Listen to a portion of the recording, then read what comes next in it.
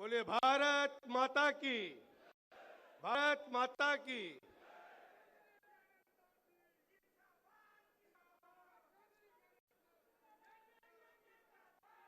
कल से आज तक प्रदेश भर के दो तुल्य कार्यकर्ताओं का जो अपूर्व स्नेह मुझे प्राप्त है, उससे मैं गदगद और अभिभूत हूं। मंच पे विराजमान उत्तर प्रदेश के यशस्वी मुख्यमंत्री आदरणीय योगी आदित्यनाथ जी महाराज, भारत सरकार के मंत्री और प्रदेश अध्यक्ष चुनाव केंद्रीय चुनाव अधिकारी आदरणीय पीयूष गोयल जी, माननीय के लक्ष्मण जी, नवनिर्वाचित माननीय केशव मौर्य जी, निवर्तमान अध्यक्ष भूपेंद्र चौधरी जी, विदेश पाठक जी, पूर्व प्रदेश अध्यक्ष महेंद्र पांडे जी, प्रदेश महामंत्री संगठन आदरणीय धर्मपाल जी, राज्यसभा सांसद और राष्ट्रीय महामंत्री राधा मोहन दास अग्रवाल जी, राष्ट्रीय महामंत्री श्री अरुण सिंह जी, पूर्व प्रदेश अध्यक्ष और राज्यसभा सांसद लक्ष्मीकांत वाजपेयी जी, श्रीमती रेखा वर्मा जी, राष्ट्रीय उपाध्यक्ष तारिक मंसूर जी, राष्ट्रीय उपाध्यक्ष भाजपा सुरेंद्र सिंह नागर जी, राष्ट्रीय मंत्री और राज्यसभा सांसद पूर्व अध्यक्ष डॉक्टर रमापति राम त्रिपाठी जी, पूर्व अध्यक्ष सूर्य प्रताप शाही जी, पूर्व अध्यक्ष स्वतंत्र देव सिंह जी, हमारे साथ हमारे साथी भारत सरकार के मंत्री बीएल वर्मा जी और पूरे प्रदेश से आए हुए मेरे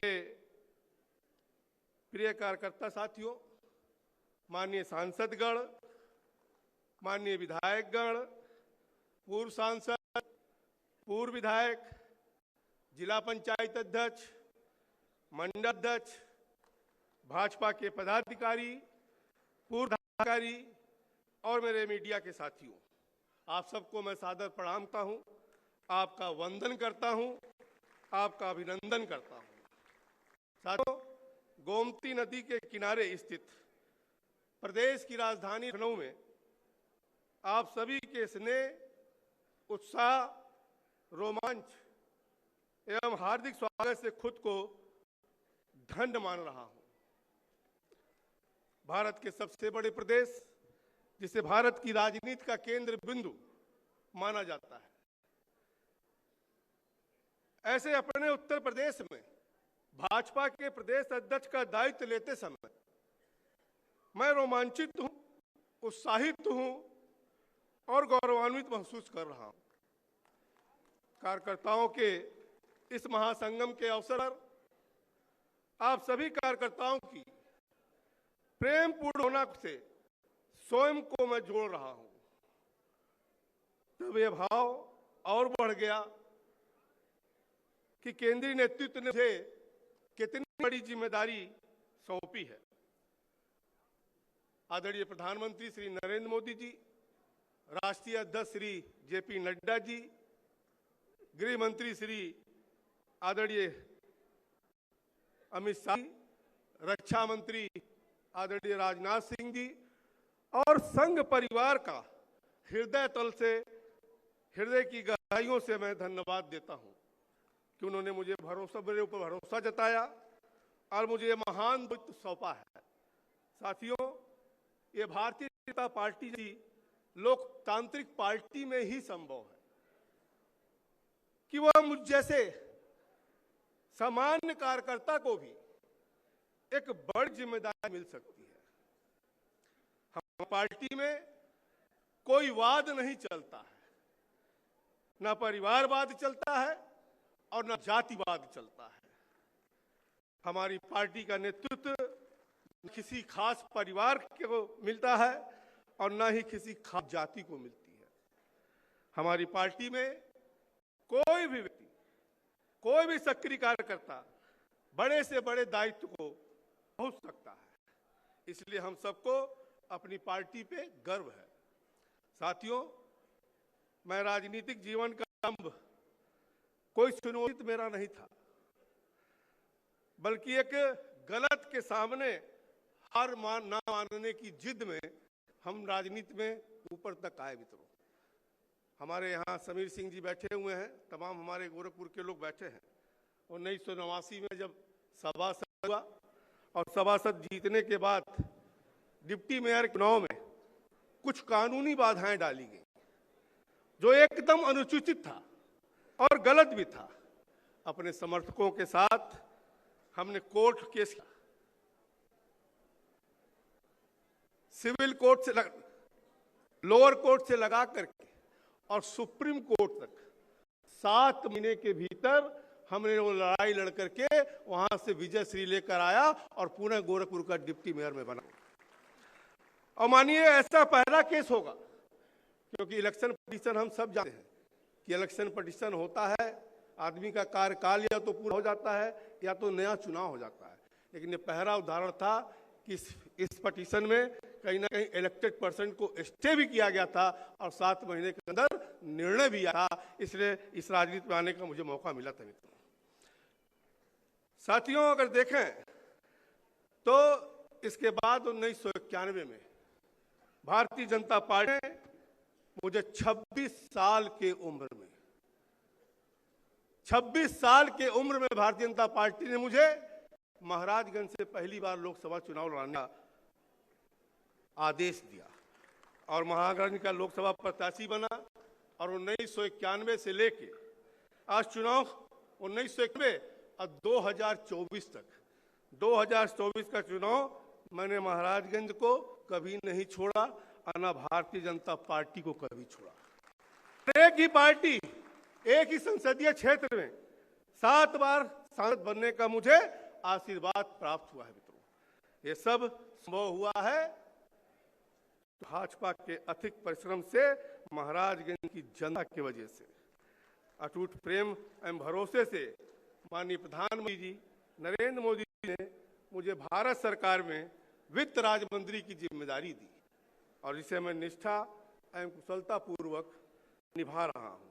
लेकिन मेरी ये नई जिम्मेदारी मेरी अब तक की सभी जिम्मेदारियों से अधिक गंभीर और चुनौतीपूर्ण है। लेकिन विश्वास है कि भाजपा उत्तर प्रदेश के गौरवशाली कार्यकर्ताओं का स्नेह एवं समर्पण इस महान दायित्व के निर्वहन में मेरी मदद करेगी। मुझसे पहले 1980 से अब तक 15 प्रदेश अध्यक्ष उत्तर प्रदेश भाजपा को चाह है। सभी के अनुभवों से मैं सभी के अनुभवों से सीखने का और मार्गदर्शन प्राप्त करने का भी प्रयास करूंगा। मित्रों, और कहने इस मंच पे दिवंगत हमारे पूर्व प्रदेश अध्यक्षों की पूर्ण आत्माओं को मैं अपनी श्रद्धांजलि अर्पित भी करता हूँ। साथियों, किसी भी राजनीतिक दल के 4 सबसे महत्वपूर्ण स्तंभ होते हैं: कार्यकर्ता, कार्यालय, कार्यक्रम और कोष। कार्यालय कार्यक्रम एवं कोष बहुत महत्वपूर्ण है। कार्यालय हम सबके लिए तीर्थ है।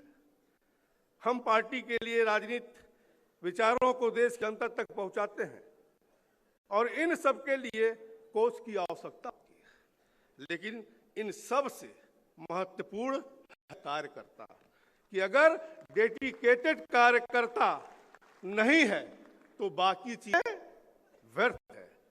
साथियों, मैं महाराजगंज के कार्यकर्ताओं से हमें कहता हूं कि कार्यकर्ता ही मेरी सर्वोपरि है, वो मेरा बल है और मेरी पूंजी भी है। और मैं 1991 से लेकर 2024 तक के सभी चुनाव अपने कार्यकर्ताओं के दम पर लड़ा है।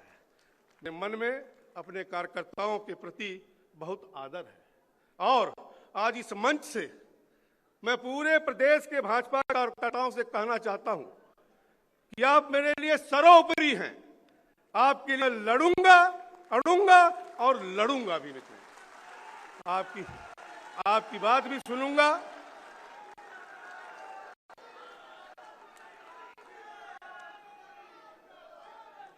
आपकी बात भी सुनूंगा और समाधान खोजने के सारे प्रयास करूंगा। कार्यकर्ताओं से निरंतर संवाद में मेरे 35 वर्ष के राजनीतिक जीवन का अभिन्न अंग रहा है। साथियों, जब आज मुझे यह महत्वपूर्ण दायित्व मिला है तो मैं नेतृत्व सब के सही मायने को समझना चाहता हूं और अमल भी लाना चाहता हूं। क्या केवल आदेश देना ही नेतृत्व है? नहीं, मेरे लिए नेतृत्व के मायने हैं बड़प्पन के साथ सबकी बात सुनना और समाधान के हर संभव प्रयास करना होता है। मुझे रूल नहीं करना है, मुझे रूल नहीं करना है, बल्कि रोल अदा करना है। एक समन्वयकारी का रोल अदा करना है, समाधान खोजकर्ता का रोल अदा करना है, एक मुखिया का पूरे परिवार को एक साथ लेकर के चलता है उसका रोल अदा करना है। मुझे पूरे उत्तर प्रदेश भाजपा परिवार को एक साथ लेकर के चलना है। मेरे नेतृत्व मूल मंत्र रहेंगे संगठन, संपर्क, संवाद और समन्वय। संगठन मेरे लिए सर्वोपरि है। संगठन का जो भी आदेश है वो हमारे लिए सर्वमान्य है। संपर्क और संवाद के माध्यम से संगठन को लगातार मजबूत करना है और पार्टी के विचारों को लगातार जनमानस तक पहुंचाते रहना है। यह अनवरत चलने वाली प्रक्रिया है। आपके और सरकार के बीच समन्वय, आपकी बातें, आपके विचार एवं आपकी समस्याएं सरकार तक पहुंचाने की जिम्मेदारी मेरी है और सरकार की जनहितकारी कार्यों को जानकारी आम जन तक पहुंचाने की जिम्मेदारी हमारी और आप दोनों की है। साथियों, किसी पद पर बैठने वाला कभी भी भूतपूर्व हो सकता है, हो ही सकता है। बस एक कार्यकर्ता ही है जो कभी भूतपूर्व नहीं होता, जो कभी भूतपूर्व नहीं होता है। इसलिए कार्यकर्ता ही असली पूंजी है और असली ताकत है। हमारी पार्टी का इतिहास बहुत पुराना है। हमारे पास तमाम पूर्व सांसद हैं, पूर्व विधायक हैं, पूर्व पदाधिकारी हैं।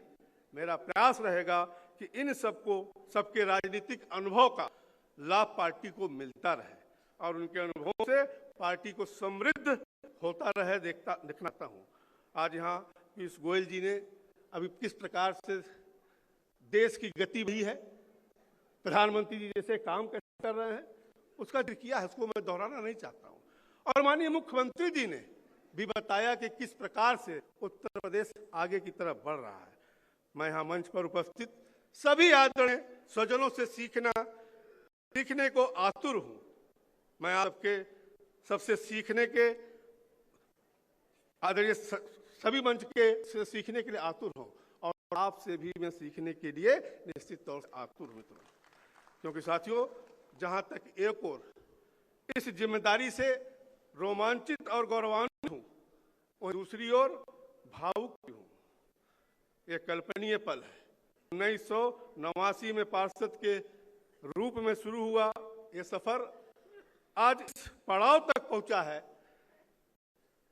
और इस पूरे सफर में मुझे इस नेतृत्व के साथ साथ संघ परिवार का भी भरपूर ने और कहीं ना कहीं मार्गदर्शन कर रहा है और इस स्नेह और प्रथम पथ प्रदर्शन के लिए संघ के प्रति कृतज्ञ हूँ और मैं आशा करता हूँ कि अभी मुझे यूं ही स्नेह और मार्गदर्शन प्राप्त होता रहेगा। आदरणीय श्री भूपेंद्र जी का प्रदेश अध्यक्ष का 3.5 वर्ष का कार्यकाल विशिष्ट रहा है। अपने उत्तर प्रदेश भाजपा परिवार को नई ऊर्जा दी है और मेरा प्रयास रहेगा कि भाजपा परिवार के संगठन को और नई ऊंचाइयों तक ले जाऊंगा। साथियों, 2014 से इस देश के यशस्वी प्रधानमंत्री नरेंद्र मोदी जी ने बागडोर संभाला है और आप सबने देखा होगा, अभी हमारे मुख्यमंत्री जी ने भी उसकी चर्चा किया और पीयूष जी ने भी उसकी चर्चा की। 2014 का भारत कैसा था और 2025 का भारत आज कैसा है। अगर आप देखें तो हमने समावेशी विकास किया है। प्रधानमंत्री जी का जो मंत्र है सबका साथ सबका विकास, सबका विश्वास और सबका प्रयास। अगर आप देखें तो पीयूष जी बता रहे थे कि 80 करोड़ लोगों को राशन मुफ्त में दिया जा रहा है, मकान को मुफ्त में दिया जा रहा है, लेकिन कहीं ना कहीं समावेशी विकास के साथ कोई भेदभाव करके नहीं दिया जा रहा। जो दीनदयाल जी की अंत्योदय सोच थी, उस दीनदयाल जी के अंत्योदय को सोच को पूरा करने के लिए प्रधानमंत्री जी उस अंतिम व्यक्ति को उसके आम जीवन में जो आवश्यक चीजें हैं उसको कहीं देने का प्रयास मोदी जी ने किया। मित्रों, गरीब को क्या चाहिए? गरीब को एक मकान चाहिए, मकान में एक शौचालय होना चाहिए, बिजली का कनेक्शन होना चाहिए, पीने के पानी की व्यवस्था होनी चाहिए, गरीब आदमी है तो उसको राशन मिलना चाहिए, बीमार हो जाता है तो दवाई की व्यवस्था होनी चाहिए, गरीब आदमी है तो कहीं ना कहीं इसको सहायता के रूप में किसान सम्मान निधि भी सरकार हमारी दे रही है। और इतना ही नहीं, केवल गरीबों का उत्थान, देश का विकास नहीं किया। आज अगर आप देखें तो पूरे दुनिया में मंदी छाई हुई है, लेकिन प्रधानमंत्री जी के कुशल नेतृत्व में अगर आप देखें तो दुनिया का सबसे तेज गति से बढ़ने वाली अर्थव्यवस्था के रूप में भारत आज निकली है और बहुत जल्द हम कहीं तीसरे स्थान पर पहुंचने वाले हैं। मैं माननीय मुख्यमंत्री जी को भी धन्यवाद भी करना चाहता हूं, क्योंकि हम लोग भी उत्तर प्रदेश में थे, जब दिल्ली वगैरह हम लोग जाते थे, जब कोई सुनता था कि हम लोग गोरखपुर के हैं, उत्तर प्रदेश के हैं, तो लोग दो कदम पीछे हट जाते थे। और भारत सरकार का वित्त मंत्री होने के नाते, राज्य वित्त मंत्री होने के नाते जो मुख्यमंत्री जी ने बदलाव किया है, आज पूरे देश में जाने का मुझे अवसर मिलता है और जब वहां उत्तर प्रदेश के बारे में अच्छी अच्छी बातें सुनता हूं तो मुझे भी गौरव महसूस होता है। मैं माननीय मुख्यमंत्री जी को इस बारे में भी ध्यान देना चाहता हूं कि भारत सरकार जो मोदी जी की सोच है अंतिम व्यक्ति तक पहुंचाने की, उन योजनाओं तक, धरातल तक पहुंचाने का काम अगर किया है तो देश में नंबर 1 है उत्तर प्रदेश का। हमने छवि बदला है।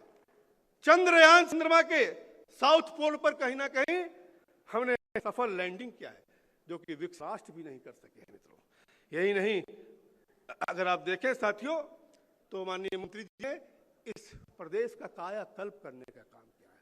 इसलिए माननीय मुख्यमंत्री एक विशेष आग्रह आप लोगों से किया है कि SIR और उसका पूरा गुण दोष और क्षय हुआ कैसे घटा आ रहा है, उसको भी करना है। कहीं ना कहीं अगर आप देखें कि 2027 में जो प्रदेश पुनः भारू मतों से हम लोग जीतने का प्रयास कर रहे हैं और भी प्रधानमंत्री जी ने 2/3 मेजॉरिटी की बात किया है, तो ये सही है कि लड़ाई बूथ पे होती है। और SIR जो दिन का समय बाकी है, इसमें हम आप सबसे निवेदन करेंगे कि सारा काम छोड़ के माननीय मुख्यमंत्री जी ने जो विषय को रखा है उसके लिए हमें हर बूथ पर जाने की आवश्यकता है और अपने मतदाताओं का नाम कटने ना पाए उसके लिए हम जाने की आवश्यकता है। और अभी देखें आप तो अंत में मैं अभूतपूर्व क्षण के इस मंच के माध्यम से शीर्ष नेतृत्व के प्रति और आप सबके प्रति अपनी कृतज्ञता व्यक्त करता हूं। अत्यंत सादर के साथ कोटि कोटि प्रणाम करता हूं और निश्चित तौर से मैं जितना आपके बीच में बोला हूं, जितने बारे में जानते हैं, मैं आपके साथ कंधा कंधा मिलाकर आपके दुख दर्द में शामिल रहूंगा। जय हिंद, जय भारत। धन्यवाद माननीय प्रदेश अध्यक्ष जी। माननीय प्रदेश अध्यक्ष जी की अनुमति से हम सब लोग राष्ट्रगान के लिए अपने स्थान पर खड़े होंगे।